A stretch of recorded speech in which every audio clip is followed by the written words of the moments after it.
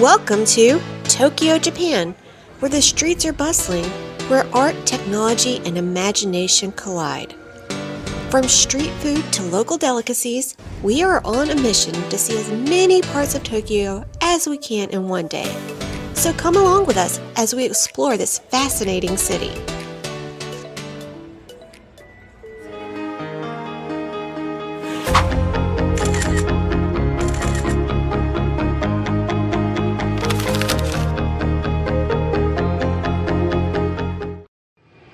As I like to do with all of our travel video series, I want to first talk about our journey getting to Tokyo. But if you are just interested in what we did when we were there, feel free to skip ahead. We are walking to the Admiral's Lounge. Yeah, with only our carry-on luggage. That's all we're bringing to Japan. You heard that right.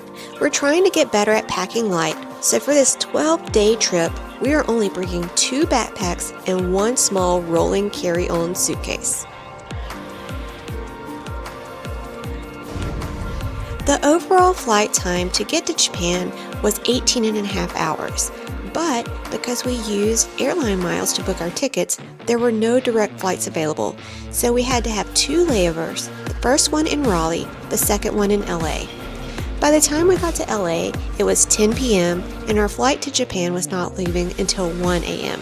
For any long-haul flight, like this one to Japan, which was going to take 12 hours, we always use our airline miles to buy business class tickets just for the lie-flat seats. While this particular flight did not offer much privacy, the ability to sleep is a real game changer when you're traveling and want to make the most of your time at your destination. The food on the flight was delicious, and this was our first time trying a Japanese breakfast. There are 2 airports in Tokyo. We opted to fly into Haneda Airport because it's a little closer to the main parts of the city, so we could start exploring immediately. We arrived at 4:30 a.m. just as the sun was rising. Because we pre-filled out our customs and immigration paperwork through the Visit Japan site, it made getting through immigrations a breeze. But we were about to experience our first challenge, how to get a Suica card. Well, there's also the tourist information center we could ask. It's right here, but it's closed. No, look back there. Back there, John. Back there is the tourist information center. Let's just walk and see.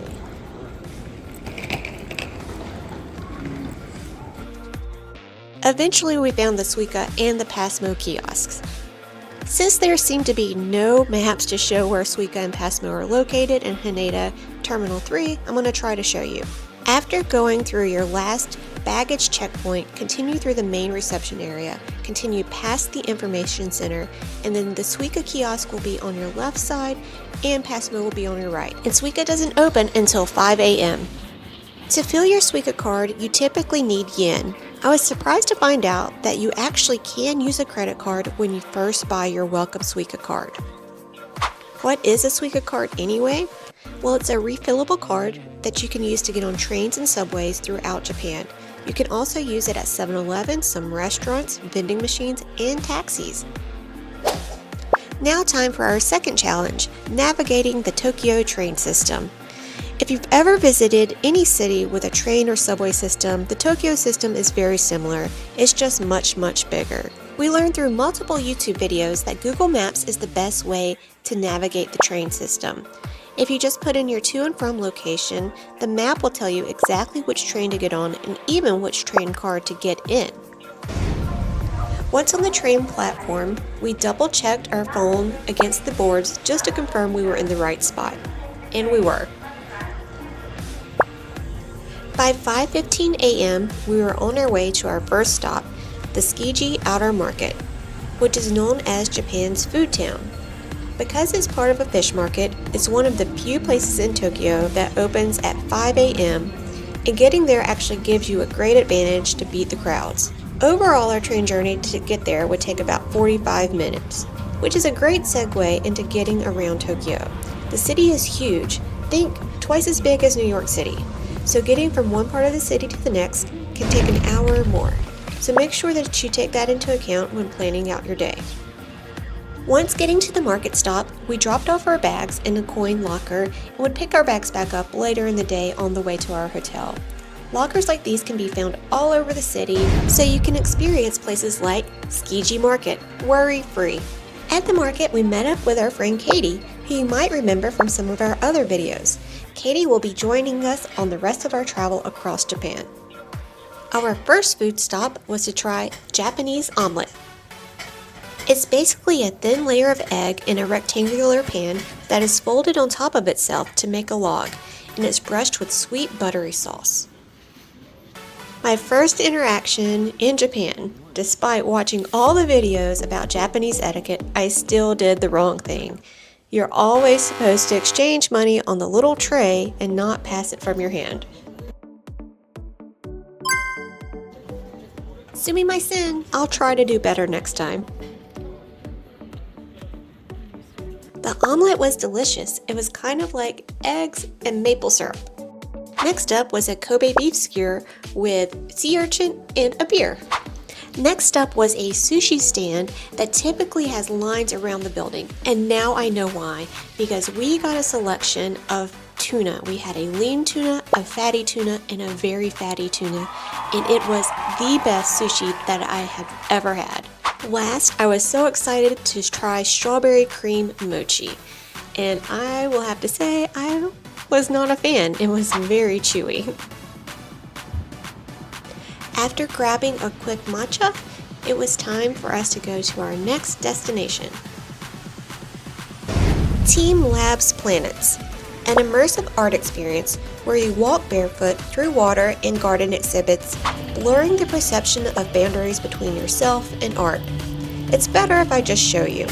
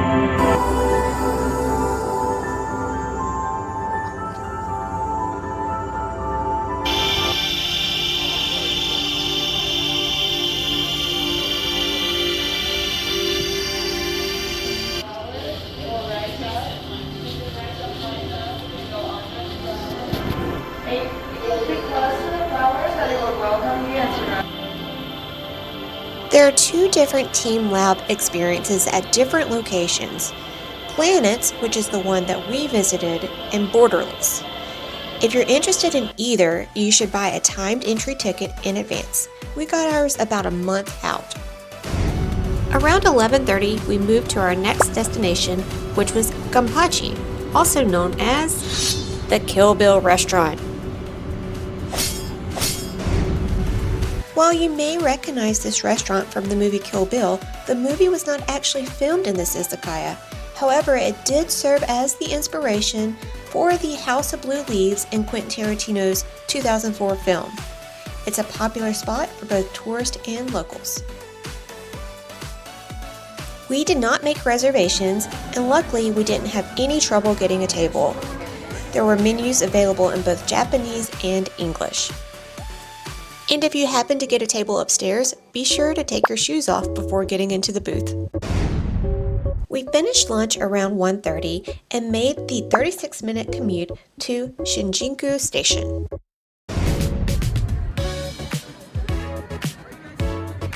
Shinjinku had the most people that I've ever seen in one spot that was not a concert.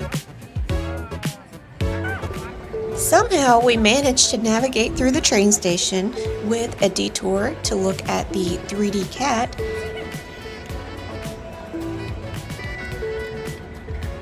and visit Godzilla before checking into our hotel, the JR Blossom.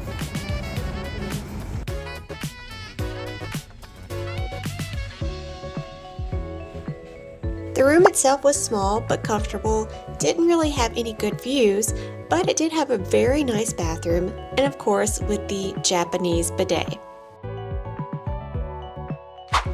The hotel was also very ADA accessible. We rested for about an hour before going on to our next adventure, a Shinjinku food tour. Our fantastic guide, Max, took us down Omoide Yokocho, a maze of narrow alleyways that's packed with historic eateries. The restaurants are tiny, fitting only a handful of people at a counter, and it's a very authentic Japanese dining experience. After trying a few small food samples, we came to our first sit-down restaurant to try some traditional Japanese sushi dishes.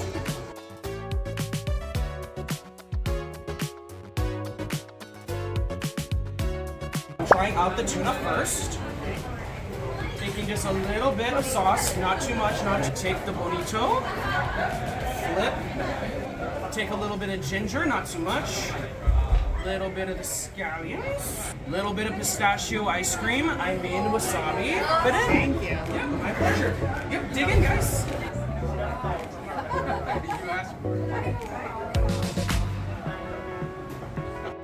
Max also taught us the right way to drink sake.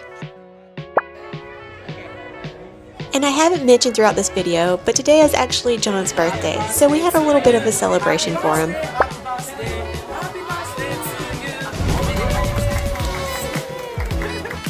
After a very long day in Tokyo, we were beat, so we went to bed. But don't worry, our journey is not over. We have 11 more days throughout Japan, so stay tuned for more adventures. Our next stop will be Kanazawa, where we'll learn how to navigate the Shinkansen to get there. We'll try our very first bento box. We'll visit a samurai village. And we'll get to experience a beautiful garden with some unexpected music.